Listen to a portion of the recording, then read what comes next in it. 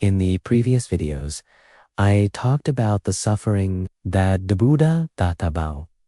But in this video, to change the atmosphere a little, I want to tell you a story. A story about a master, a fully awakened practitioner. Please, listen with an open heart. At Chanhu Monastery, there lived a monk who had completed his spiritual path.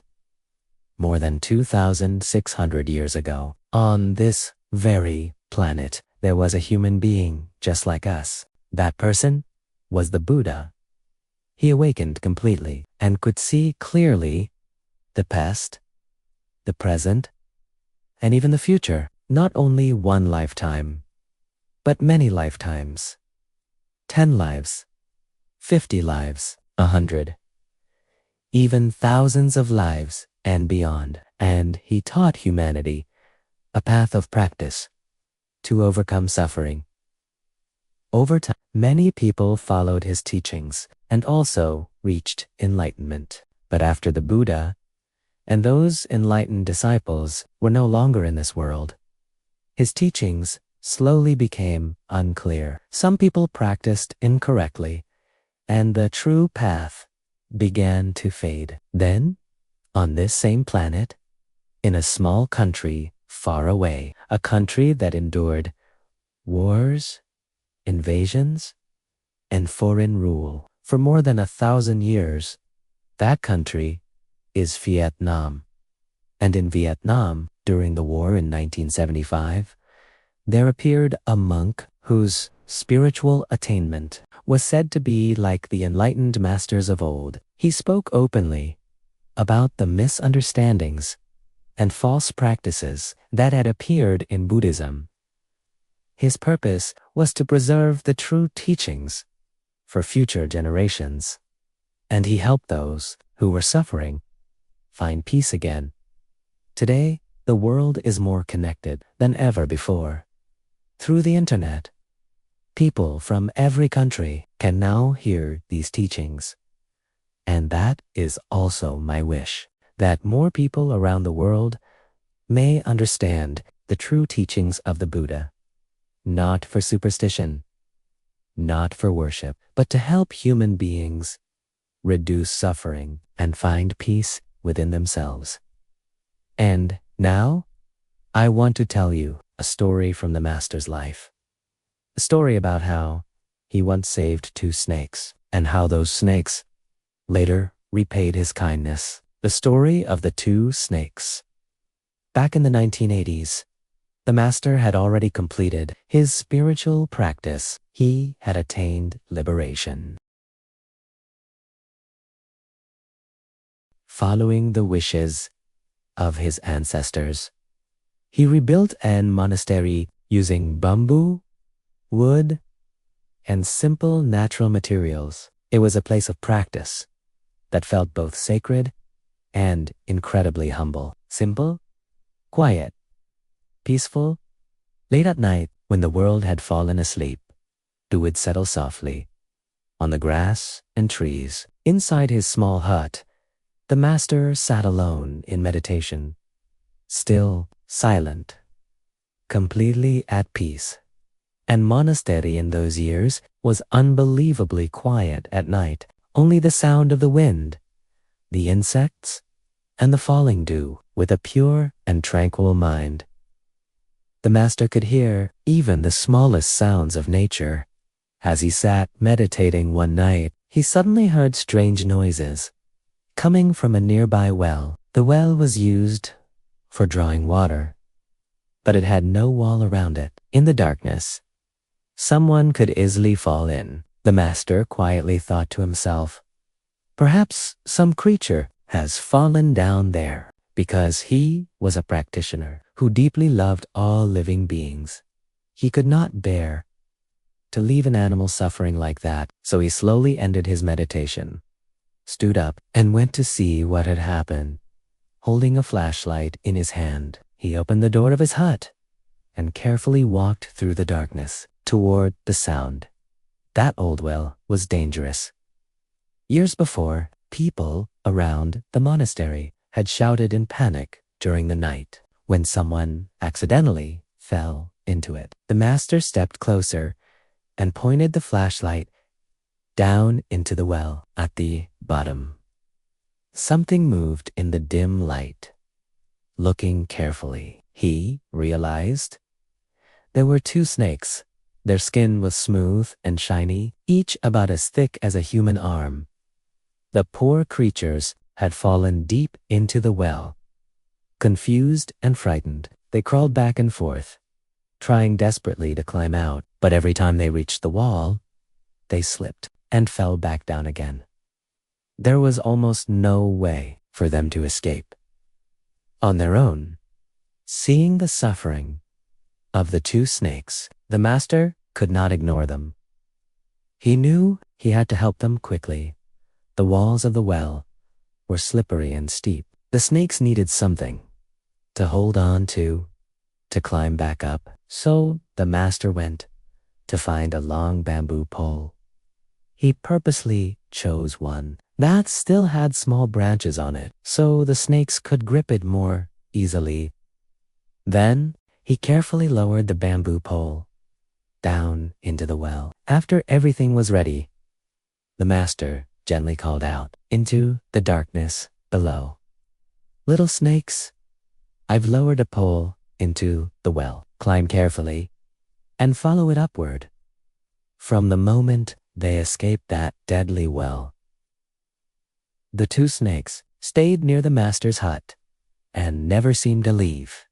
Sometimes, between humans and animals, there can exist a very deep connection. The snakes could feel the master's compassion, and little by little, they became attached to him, always staying nearby, as if they wanted to protect him.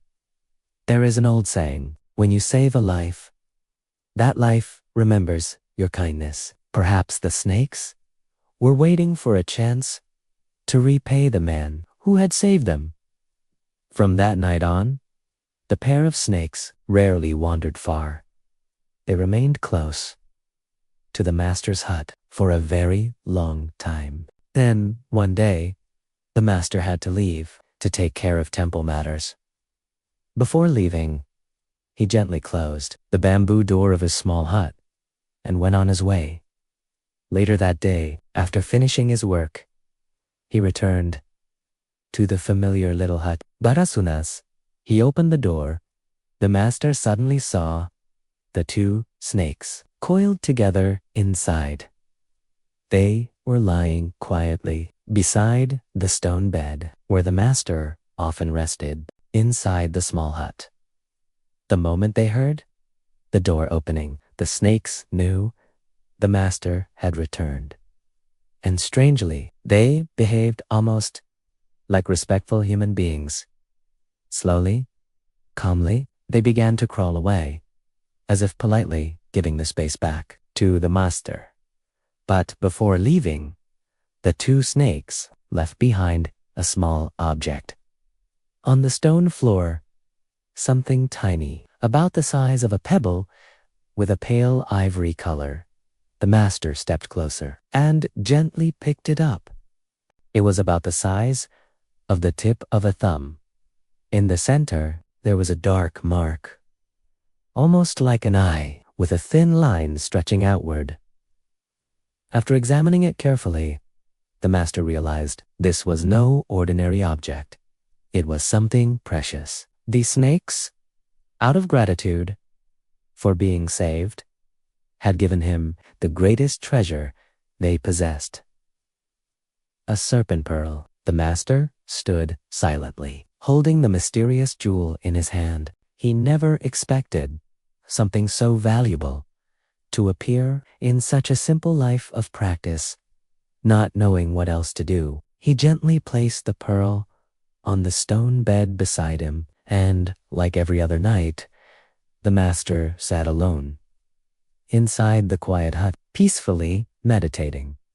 His posture was calm, dignified, like one who had already let go of the suffering of this world. Nearby, resting on the stone bed, the serpent pearl began to glow naturally, like a moon jewel, shining in the dark. Its light was not harsh. It gave off a cool, soft, gentle radiance. Calm, peaceful, refreshing. After finishing meditation, the master stood up and picked up the glowing pearl once again. The moment he held it in his hand, he felt something unusual, a deep sense of peace, comfort. His body suddenly felt lighter, stronger, full of energy. At that moment, the master understood. This truly was a rare and precious treasure. The master was greatly blessed to receive such a gift from the snakes. After some time, people living nearby heard the story about the mysterious pearl. Many became fascinated by it. Some even hinted that they wanted the master to give it to them, but the master refused. He explained clearly, "This pearl was given to me by the snakes themselves. Only ye have the right to keep it. It cannot belong to anyone else."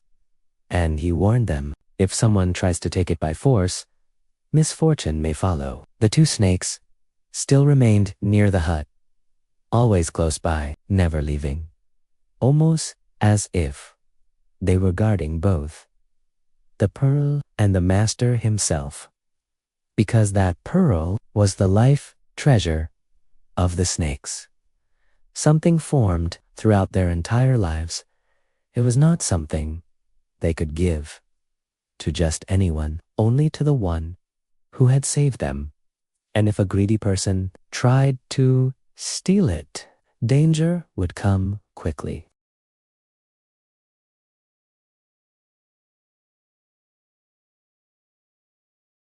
Early one morning, the master held the glowing pearl in his hand and slowly walked toward a longmuk tree nearby, where the two snakes were resting among the branches. Softly, the master spoke to them. "Little snakes, I know you wished to repay my kindness. That is why you offered this pearl to me. But this jewel is the greatest treasure of your entire lives. I cannot bear to keep it." Opening his hand, the master looked quietly at the shining pearl. Then he continued, "If I keep this pearl, it may bring danger to the people around me, and it may also disturb the peaceful mind of a practitioner. Today, I wish to return it to you.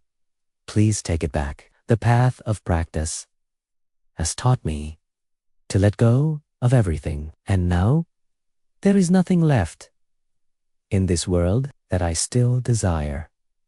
After speaking, the master slowly bent down and gently placed the pearl beneath the tree. To let go, to release attachment.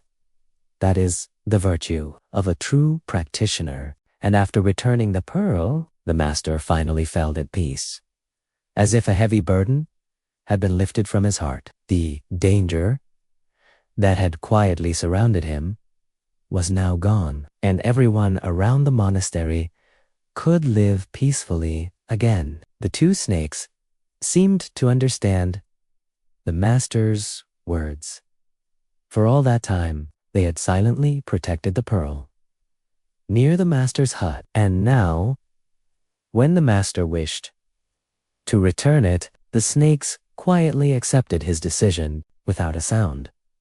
They took the pearl away and disappeared into the distance. After giving back the pearl, the master's mind became completely calm again. The people nearby felt safe once more, and the monastery returned to the peaceful silence it once had.